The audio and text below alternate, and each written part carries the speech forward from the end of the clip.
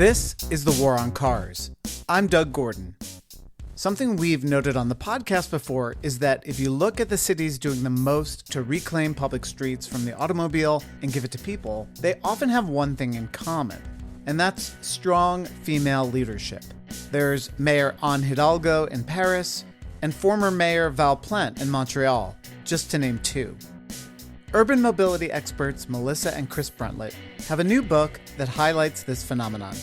It's called Women Changing Cities: Global Stories of Urban Transformation, and it's out now from Riva Press.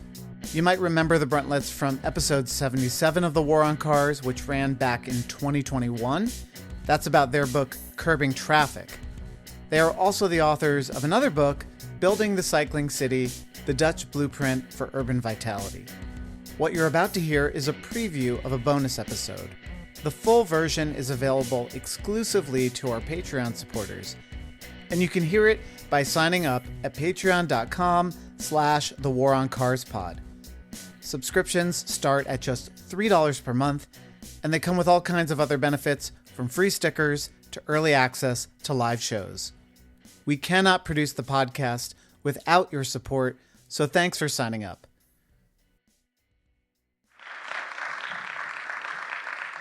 So, to help you to understand how we came to the stories and how we developed the content for the book, I want you all to come back to us to the moment in recent history when everything changed.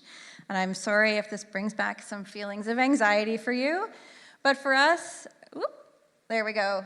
COVID-19 was really, this crisis is a turning point for a lot of cities around the world as they recognized we can't keep going with the way we're going. We have to find new ways of using our public spaces to provide that space for physically distanced enjoyment outdoors, to make sure people can still move. We know that public transportation won't be used as much, and we can't have everyone automatically go into cars for a lot of the reasons that Doug and Sarah outline in their books.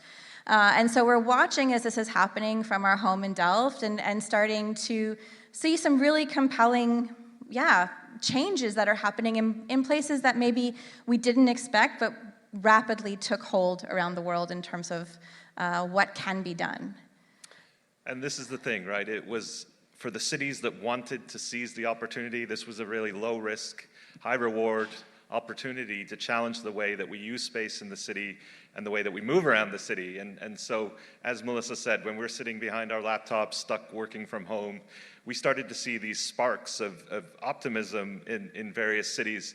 And the first example, a city that's very near and dear to our hearts in Montreal, that first summer of the global pandemic, they pedestrianized 11 arterial commercial streets through the city permanently.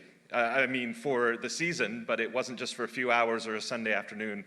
This was 7 days a week from May to September, engaging with the local business community, not necessarily commercializing this space, working with local artists and of course the businesses to create terraces and turn these corridors into a public space. It was really remarkable to actually be able to visit there 2 years later and see these spaces for ourselves. The other very obvious example for a lot of people, if those of you in the room have not heard what's happening in Paris, I don't know what you've been doing for the last 7 years, but, fair enough. But Paris has grown leaps and bounds through the pandemic, through the leadership of Anne Hidalgo and her team, to recognize that Parisians needed space. They needed to move around in a different way. They had to respond rapidly because Paris' streets can't get any wider than they already are. So how do we do that? We do it with pop-up bike lanes. We see how people can move differently to give them another option. The Valib. Oh my God, I always get Bixie and Valib confused. I'm sorry.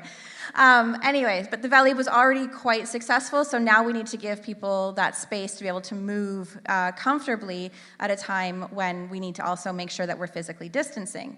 At the same time, the sweet revolution starts where they start realizing children need access to school, to safe environments, to not only arrive but depart from school. And so we see since 2020 until now, 200 realizations of completely pedestrianized school streets to give kids back that safe space to move around their city comfortably, give parents the comfort to allow their children to do that a little bit sooner than they were before. but also creating these wonderful community assets that are beautiful green spaces. And if you could see the before of this, it is a car canyon. There is parking on both sides, 2 lanes of traffic, and no humans. And now it's a beautiful, wonderful space in the city. And then you have Brussels, a city that is the capital of Europe. It is still, admittedly, very car-choked, but again, we saw these seeds of optimism that took shape during the pandemic. It was a traffic circulation plan that was initiated, inspired by their neighbors in Ghent, which Doug and Sarah highlight in their book, a recirculation and a removal of the through traffic in the city, the pedestrianization of some of the central shopping streets, and a 30-kilometer-an-hour limit that really, saved a lot of lives and has changed, at least put that city on the right step towards reducing the dominance of the car on their streets. Still staying in Europe, sorry. But once again, Barcelona is another one of those cities that has done a lot of amazing work with their public spaces. Most notably is the Superblocks program, which unfortunately has been stalled due to new leadership, but becomes this wonderful legacy that hopefully in the years to come they can keep building on. But really is this idea of we've got these massive squares in the middle of our residential neighborhoods. We have people living in small Mediterranean apartments that need to be outdoors. This is their social space. How do we give that back? And what we've been able to experience going to Barcelona and seeing these is these beautiful squares where you have people of all ages, all genders, all abilities outside enjoying public space at all times of year.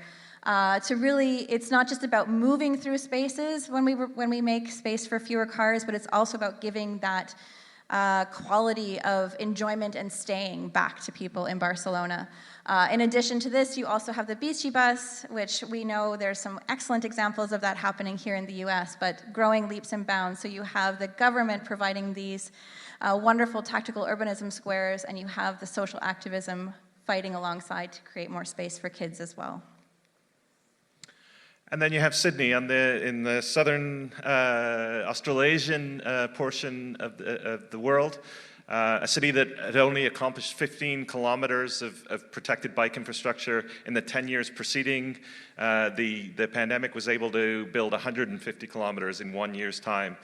So again, as we said, a low-risk, high-reward opportunity to provide, in this case, an alternative to the public transport system with a fear of contagion on the buses, trams, and trains, to provide people with an alternative so that everybody wouldn't jump in their cars on top of existing traffic and create this kind of Carmageddon situation.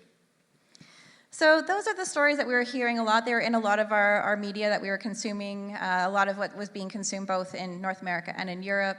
But we were also starting to hear some lesser-known stories of change that were happening, in part because the work that Chris and I have been able to do has broadened beyond North America and Europe, and we were starting to see other amazing things happening in places that we wouldn't think would happen. And the first, is it me or you that does the first one? Delhi's mine. Yeah, all right. So the first one. And for those of you who have had an opportunity to visit Delhi, it's really actually quite obvious how male-dominated the public spaces and the public transport are. And these lead to real feelings of unsafety and discomfort in the female population, and it really impacts the way that they move through the city and even the choices that they make in terms of where to live and where to go to school and where to work. And so in response to that, we see a mobile application that was initiated by an entrepreneur called Safety Pin, which attempts to crowdsource where these dark spots, where these feelings of unsafety are happening, and has collected hundreds of thousands of data points that have been provided to the municipality to try to address these places of unsafety in a more systemic way. The app is now spread all across India and into Latin America and is having a tremendous impact in changing the conversation about who gets to use public space and who gets to feel comfortable in that public space.